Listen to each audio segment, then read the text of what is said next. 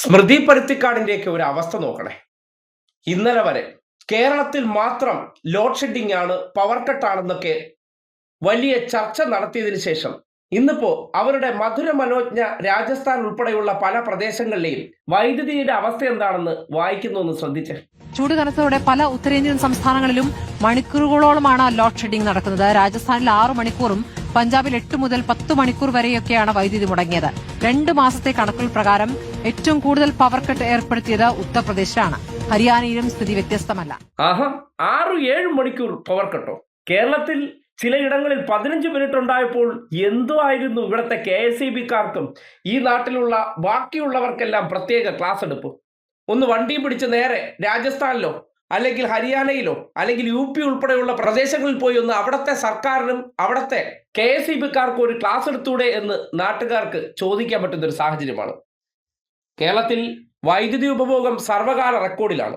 അപ്രതീക്ഷിതമായി ഉണ്ടായ പാചകവാതക പ്രതിസന്ധി, അതായത് വീടുകളിലെ സിലിണ്ടർ അതിന്റെ ബുക്കിംഗ് ഇപ്പോൾ 35 ദിവസത്തിൽ ഒരിക്കലാക്കിയതിന്റെ പശ്ചാത്തലത്തിൽ പലയിടങ്ങളിലും ഇൻഡക്ഷൻ കുക്കറിന്റെ ഉപഭോഗം ക്രമാതീതമായി വർദ്ധിച്ചിരിക്കുകയാണ്.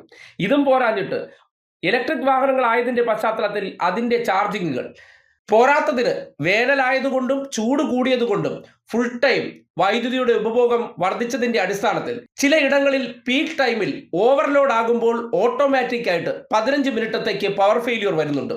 യാഥാർത്ഥ്യമാണ്. ആ സംഭവത്തെ മുൻനിർത്തിക്കൊണ്ട് രാജ്യത്താകമാനം ഇരുട്ടത്തായ അവസ്ഥയിൽ ഈ നാടിനെ കുറ്റപ്പെടുത്തുന്നവരുടെ മാനസികാവസ്ഥ ഒന്ന് ആലോചിച്ച് നോക്കിയേ. ഇത്രയും വലിയ കൺസംഷൻ ഉള്ള ഒരു സ്റ്റേറ്റിൽ അതിനെ കൈവിട്ടു പോകാതെ ഇപ്പോഴും പിടിച്ചു നിർത്തിയിരിക്കുകയാണ്. ഓവർലോഡിന്റെ ഭാഗമായി ഇതിനോടകം തന്നെ 22ഓളം ട്രാൻസ്ഫോമറുകളാണ് പലയിടങ്ങളിലും കത്തിപ്പോയത്. ആ രീതിയിൽ ഉപഭോഗം അതിന്റെ പീക്ക് എത്തി നിൽക്കുകയാണ്. അങ്ങനെയുള്ള സാഹചര്യത്തിൽ ആ പ്രതിസന്ധിയെ മറികടക്കാൻ എല്ലാവരും കഠിനമായി പ്രയത്നിക്കുകയാണ്. അപ്പോഴാണ് ഈ നാടിനെ ഒന്ന് ഇകഴ്ത്തണം, സർക്കാരിനെ ഒന്ന് ഇകഴ്ത്തണം, VD സതീശൻ ഒരു ഇംപ്രസ് ഉണ്ടാക്കാൻ വേണ്ടി കേരളത്തിൽ ലോഡ് ഷെഡിംഗ് ആണ്, കേരളത്തിൽ പവർ കട്ടാണെന്ന് വരുത്തി തീർക്കാൻ വേണ്ടി അവർ കഠിന പ്രയത്നത്തിലായിരുന്നു.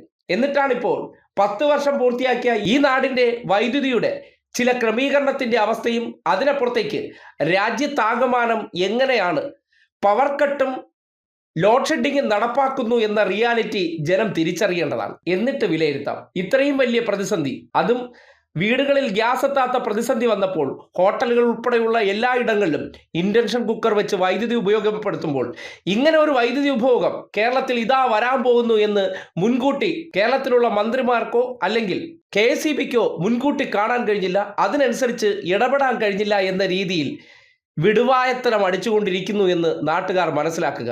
രാജ്യത്താകമാനം പല സ്റ്റേറ്റുകളും ഇരുട്ടിലായിരിക്കുമ്പോൾ അങ്ങനെ ഒരു പ്രശ്നമില്ലാത്ത സംസ്ഥാനത്തെ എങ്ങനെയൊക്കെയാണ് വാർത്താ അവതാരകർ എന്ന പേരിൽ ഇവർ ഇകഴ്ത്താൻ പരിശ്രമിക്കുന്നു എന്നുകൂടി ഇതിലൂടെ തിരിച്ചറിയേണ്ടതാണ്.